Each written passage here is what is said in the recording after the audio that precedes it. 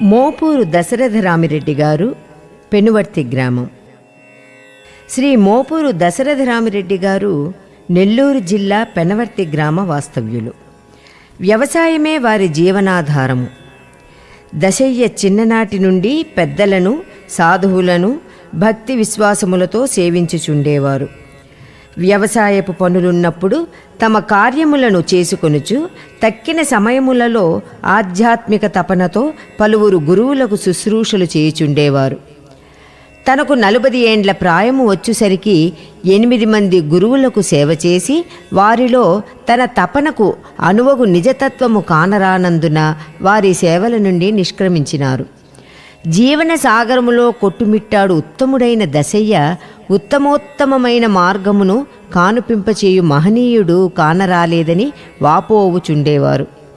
అట్టి సమయమున భగవద్ ఆదేశముగా వెంకయ్యస్వామి అను మహనీయుడు పెన్నా బద్వేలు అంకాళమ్మ బోటు వద్ద ఉన్నారని తెలుసుకున్నారు.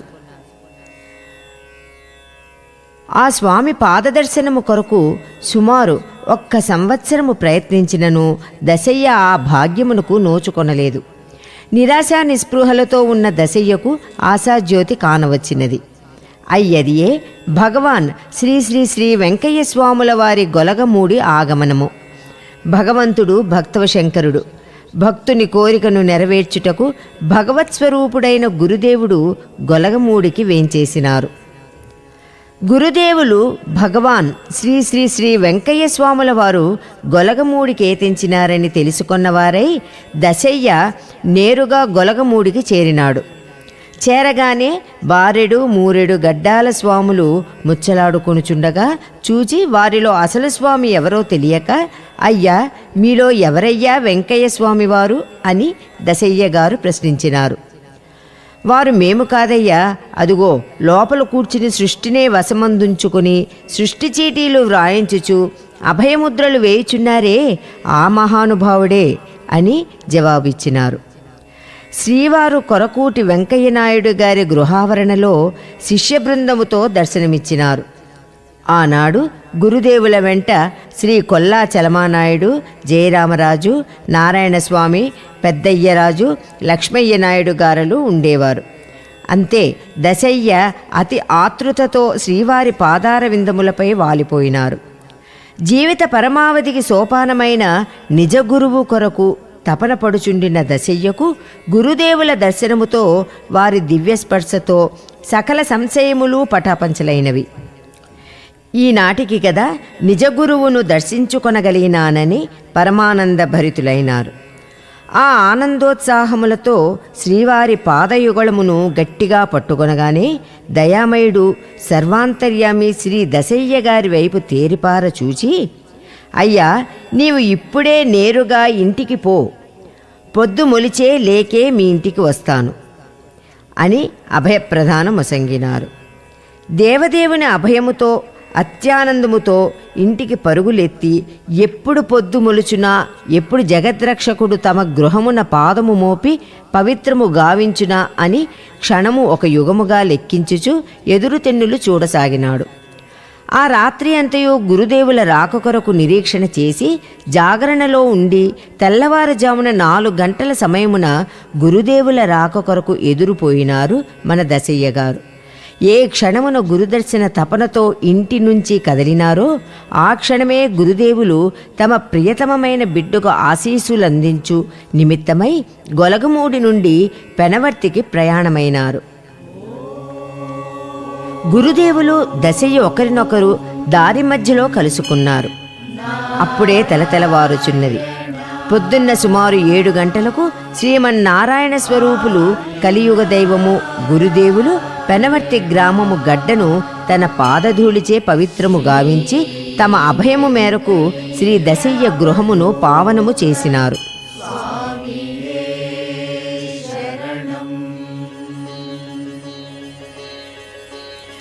గురుదేవుల దర్శన భాగ్యము కొరకు చుట్టుపక్కల జనవాహిని రాకపోకలకు అంతే లేకపోయినది.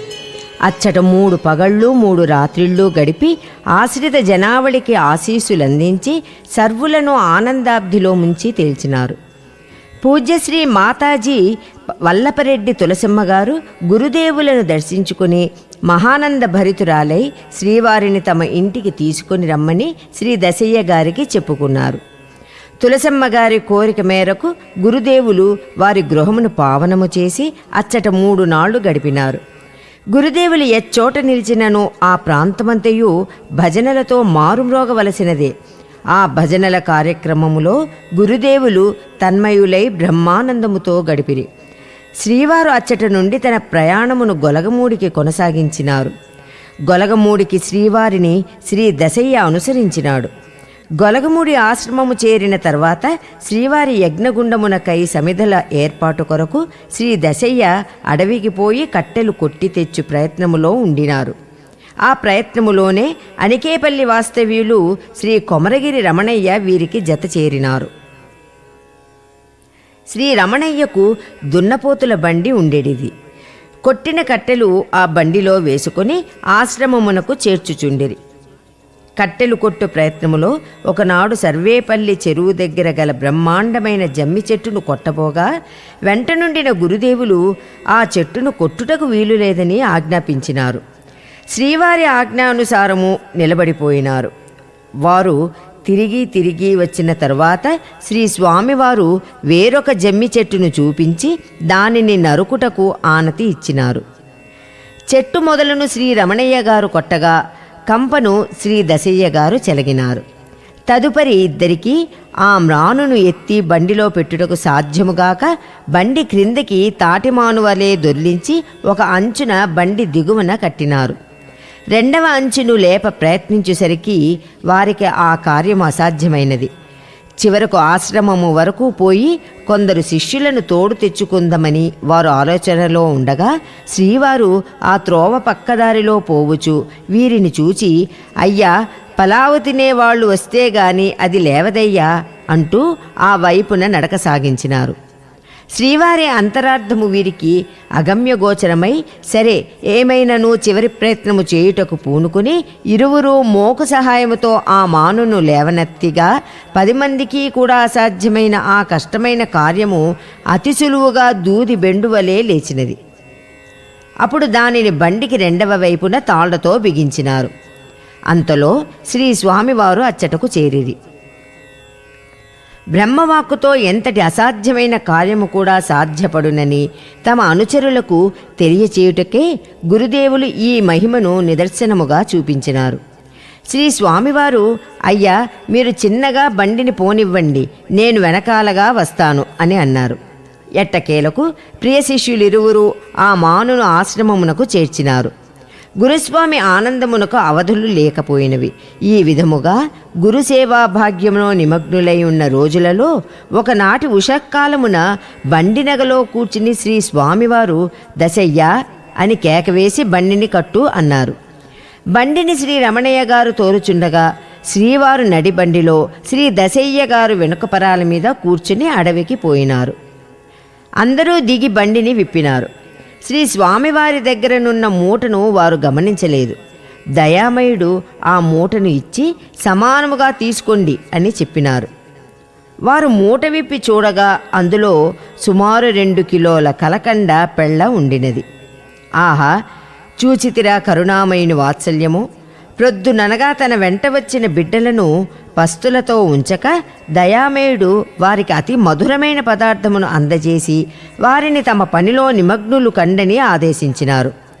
తన దారిన తాను పోవచ్చు తన దుప్పటిని అచ్చటనే వదిలి, మీ పని పూర్తి చేసుకుని మీరు బయలుదేరండి, నేను వచ్చి కలుసుకుంటానని సెలవిచ్చినారు. శ్రీవారి ఆజ్ఞానుసారము యజ్ఞగుండమునకు కావలసినన్ని కట్టెలు కొట్టుకుని బండిలో వేసుకుని ఆశ్రమమునకు చేరినారు. వారు ఆశ్రమమునకు చేరిన 1 గంట తర్వాత స్వామివారు వచ్చి కలుసుకున్నారు. రాత్రి యజ్ఞగుండము వేయుచు ప్రశాంతముగా ఉన్నప్పుడు దశయ్య మెల్లగా శ్రీ స్వామి పాదపద్మముల చెంతకు చేరి, స్వామి, మీరు నల్లకొండలు అడవులు పట్టిపోతారే, మేము మిమ్ములను కనుగొనేది ఎలాగ స్వామి అని అడిగినారు. శ్రీవారు కొండబోటు మీదకు పోయి అద్దము పెట్టి చూస్తే అక్కడకు ఇక్కడకు బెత్తడే కదయ్యా అంటూ, నన్ను నీవు చూస్తా ఉంటే నిన్ను నేను చూస్తాను కదయ్యా అని సెలవిచ్చినారు. మరురోజు పొద్దునే శ్రీవారితో, స్వామి, మీరు 8 గుండాలు వేస్తే చూచి మా జన్మ చరితార్థము చేసుకొనవలెనని ఉన్నది అని విన్నవించుకొనగా, గురుదేవులు, అయ్యా, మీరు తెస్తే నేను వెయ్యనా అన్నారు. వెంటనే దశయ్య, రమణయ్య గారులు మరి 3 బండ్లతో అడవిలోనికి పోయి కట్టెలు సమృద్ధిగా తెచ్చి ఆశ్రమ ఆవరణ అంతయు పరిచి 8 గుండాలుగా అమర్చినారు. గురుదేవులు అన్నింటినీ వెలిగించి 7 గుండములను శ్రీ రమణయ్య గారిని చూడమని ఒక గుండము వద్ద తాను కూర్చునినారు. రాత్రి అంతయు దశయ్య వారికి కావలసిన నీటిని బావి నుండి చేది అందజేసి తన జన్మను చరితార్థము చేసుకున్నారు. శ్రీ స్వామివారు ప్రొద్దుననే, అయ్యా, ఇక ఇక్కడ ఉండకూడదు, పెనవర్తికి పోవాలి, పదండి అన్నారు. పొద్దున 6 గంటలకు అందరూ పెనువర్తిలో శ్రీ తులసిమ్మ గారి గృహమునకు చేరినారు. అక్కడ 1 వారము రోజులు గుండములు వేయిచూ అభయముద్రలను ప్రసాదించుచూ గడిపినారు. చలమానాయుడు గారు, స్వామి, మనము వచ్చి 10 రోజులాయే, అట్లా నల్గొండల వైపు పోదాము అన్నారు. అప్పుడు స్వామి, అయ్యా చలమానాయుడు, మనము దశయ్య ఇంటికి పోకపోతే నా కంఠము ఉంటుందా అన్నారు. శ్రీవారు శిష్య బృందముతో శ్రీ దశయ్య గారిల్లు చేరి ముద్రలు వేసి తదుపరి అచ్చట నుండి గొలగమూడికి బయలుదేరినారు. అచ్చట సుమారు 10 రోజులుండినారు. ఆశ్రమములో శిష్య బృందము తరచుగా వాదోపవాదములతో సతమతమవుచున్నను శ్రీ స్వామి నిశ్చింతగా తమ స్వకార్యమును నిర్విఘ్నముగా కొనసాగించుచుండేవారు. దశయ్య రోజు ఈ తగాదాలు చూచి, స్వామి, ఈ తగాదాలలో నేను ఉండలేను, ఇంటికి పోతాను అని లేచినారు.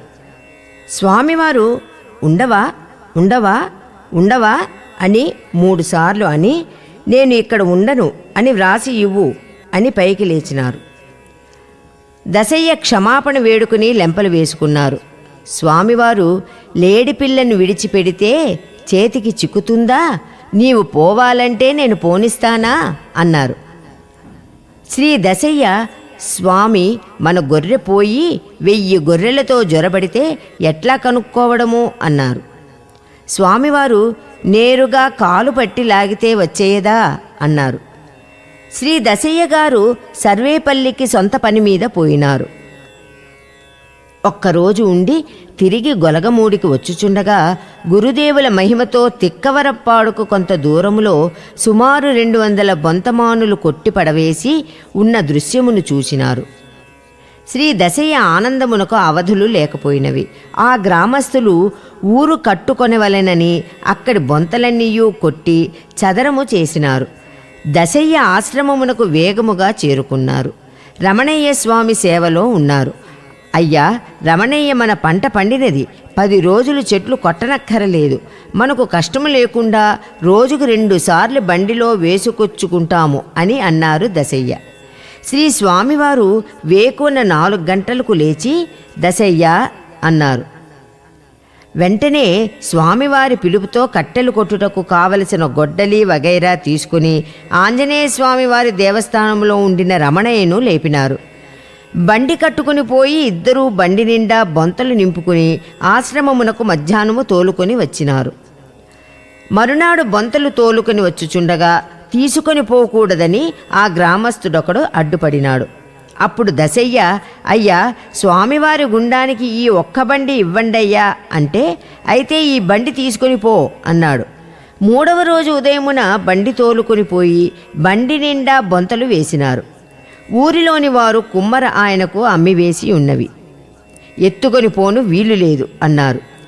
బ్రతిమిలాడి భంగపడి వారిని ఒప్పించి ఆ బండిని కూడా ఎలాగో ఆశ్రమమునకు చేర్పించినారు. వారు శ్రీవారితో, స్వామి, ఊరిలోని వారు బొంతలు తోలుకొని రానివ్వడం లేదు అని విన్నవించుకున్నారు. అంత స్వామివారు, అయ్యా, ఒక చీటీ రాసి పెట్టండయ్యా అని ఆదేశించినారు. చీటీ వ్రాసి పెట్టినారు. ఉదయం మరల బండి కట్టుకుని పోయినారు. విచిత్రము, ఆనాడు ఎవ్వరూ అడ్డగించలేదు. చీటీ వ్రాసినది మొదలు ఎవ్వరూ అడ్డుపడిన వారు లేరు. బొంతలన్నీయూ ఆశ్రమమునకు రోజుకు 2 బండ్ల లెక్కన తోలినారు. స్వామివారు వీరిని చూచి, అయ్యా, బండిలో జల్ల వేసుకుపోయి దుగ్గు బొగ్గు అంతా జవిరి జల్లలో పోసుకుని రాండయ్యా అన్నారు. గురుదేవుల ఆజ్ఞానుసారము తీసుకుని వచ్చి గుండములో పోయగా ఆనందముతో స్వామివారు గుండమును వేయుచుండినారు. ఒకరోజు గొలగమూడి అడవిలో ఉన్న పెద్ద జమ్మి చెట్టును ఆశ్రమవాసులు కొట్టివేసినారు. ఆ చెట్టు గొలగమూడి శ్రోత్రీయందారులైన తిక్కారపు శంకరనాయుడు, గొలగమూడి అప్పారావు, శ్రీ కాశీ సుందరయ్య గార్లకు చెందినవి. శ్రోతియందారులు, గొలగమూడి గ్రామస్తులు కొందరు కలిసి ఆశ్రమమునకు వచ్చి నీడని ఇచ్చు చెట్టును కొట్టివేసినారని నానా దుర్భాషలాడి, ఇక రండి మీ పని పడతాము అని బెదిరించి పోయినారు. ఇది గమనించిన శ్రీ స్వామివారు దశయ్యతో, అయ్యా, ఒక చీటీ రాసి నా చేతికివ్వండయ్యా అని చీటీ వ్రాయించుకుని తీసుకొనినారు. స్వహస్తములతో సహస్రారము నుండి దివ్య ఆశీస్సులను ఆ చీటీకి అందించి చాప కింద పెట్టుకున్నారు. ఆ రోజు అడవికి కట్టెలకు పోలేదు. ఆశ్రమవాసులను దుర్భాషలాడిన శ్రీ అప్పారావు పొద్దున్న 8 గంటలకు పరుగులతో శ్రీ స్వామివారి గుండము దగ్గరకు వచ్చి, అయ్యా, వేప చెట్టు తప్ప తక్కిన చెట్లు అన్నీయూ కొట్టుకుపోండి, మీ చేతికి అడ్డము లేదన్నారు. శిష్యులు మరునాటి నుండి ఆ చోటికి పోయి కట్టెలు కొట్ట ప్రారంభించినారు. ఒకనాటి ఉదయము 2 మంత్రగాళ్లు గురుదేవులపై మంత్రప్రయోగము చేయదలిచి ఆశ్రమము వెలుపల ఉన్న నిమ్మ చెట్టు కింద కూర్చుని తమ కార్యక్రమములో నిమగ్నులైనారు. సర్వజ్ఞుడు, సర్వశక్తియుతుడు గురుదేవుడు తన కార్యనిర్వహణలో ఉన్నట్లు కానవచ్చుచూ వారి కుటిలత్వమునకు బుద్ధి గర్పనించినారు. శిష్యులను గుండమునకు అధికముగా కట్టెలు వేయడని ఆదేశించినారు.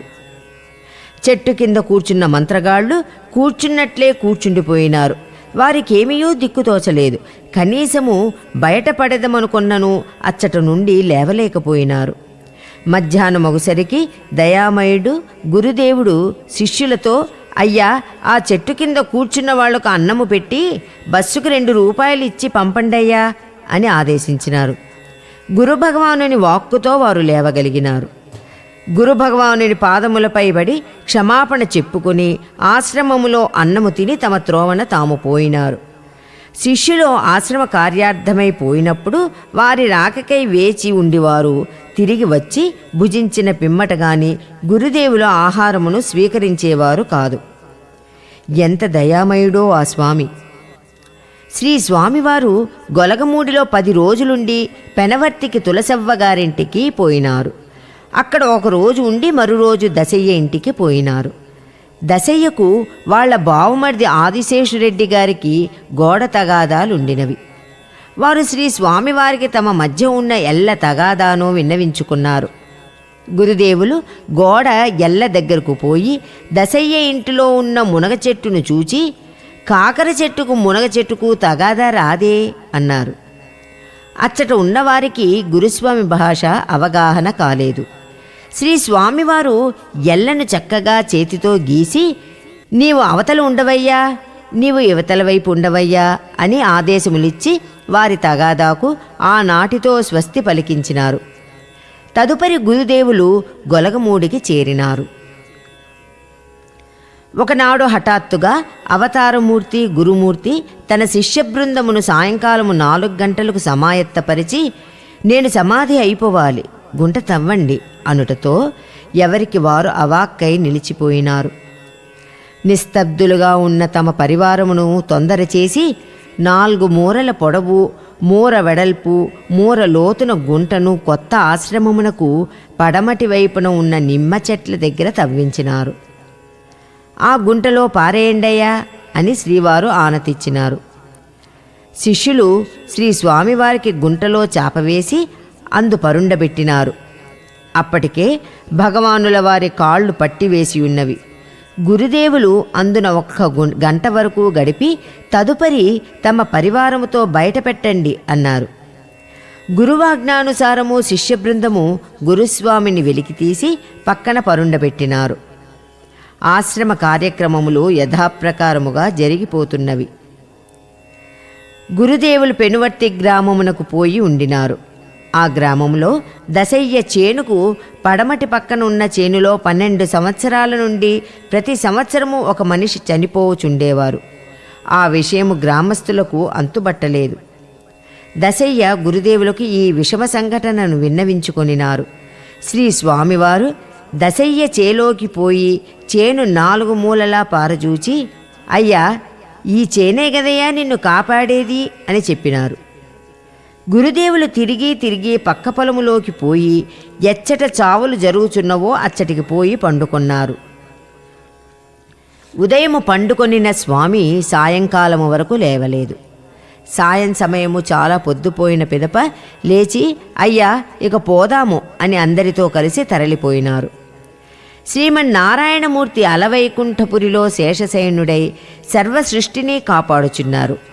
ఆ నారాయణమూర్తియే అవనిలో వెంకయ్యస్వామి నామముతో అవతరించినారు. వారు ఎచ్చోట పరుండినారో ఆ ప్రదేశము నగల పాపభూయిష్ట దోషములు దగ్ధమైపోయినవి. ఆ ప్రాంతము పరమ పవిత్రతను సంతరించుకొనినది. అట్టి పవిత్రత వలననే ఆ చేనులో జరుగుచుండిన విషాద సంఘటనలు ఆనాటి నుండి నిలిచిపోయినవి. గురుదేవులు పరుండిన పొలమునందు ధాన్యాదులు విపరీతముగా ఫలితమునకు రాసాగినవి. నారాయణ ఆది నారాయణ, నారాయణ ఆది నారాయణ, నారాయణ ఆది నారాయణ, నారాయణ స్వామి నారాయణ. ఒక శివరాత్రి నాడు పెనువర్తి గ్రామ నివాసి చింతలపల్లి రావమ్మ ముమ్మడివరం బాలయోగి దర్శనార్థము సిద్ధమై గురుదేవుల ఆశీసులకై గొలగమూడి చేరినది. గురుదేవులను దర్శించుకుని పక్కనే ఉన్న దశయ్యతో, దశన్న, బాలయోగి దగ్గరకు పోయి చూచి వస్తామురా అని పిలిచినది. శ్రీ స్వామివారు వెంటనే, ఎందుకు దశయ్య, ఆ చిన్నోణ్ణి చూచి రావడానికా అన్నారు. వెంటనే దశయ్య, ఏంది స్వామి, కోటాను కోట్లు జనులు పోతున్నారే అన్నారు.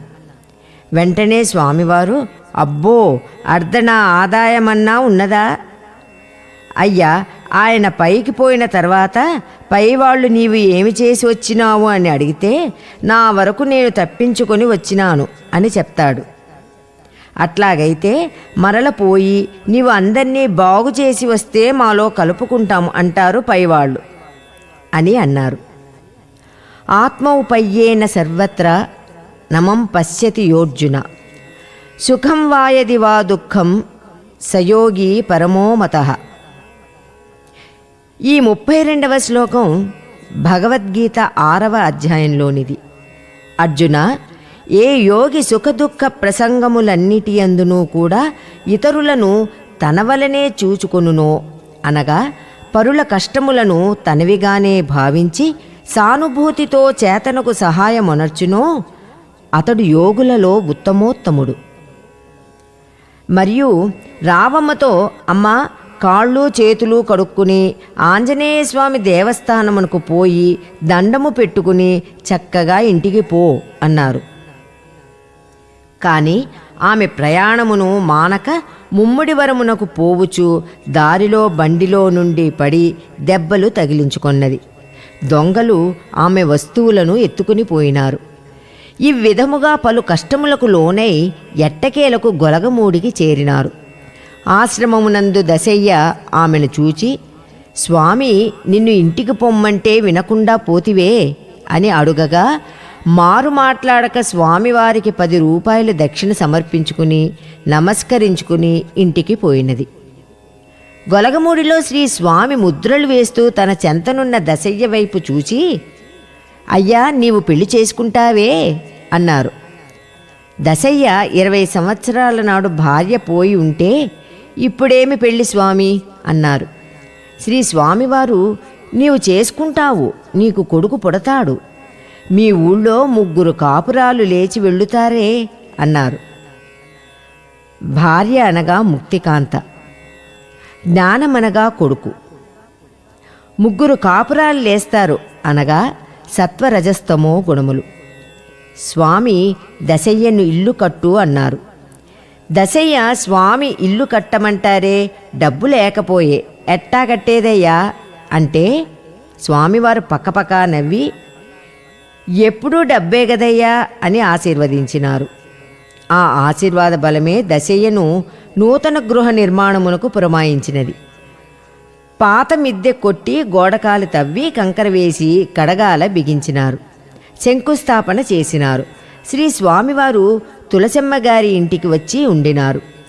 ఎవ్వరూ పిలవకనే గురుదేవులే స్వయముగా చోటికి పోయి ఆ స్థలమంతయు చుట్టూ తిరిగి శంకుస్థాపన చేసిన దగ్గరకు పోయినారు.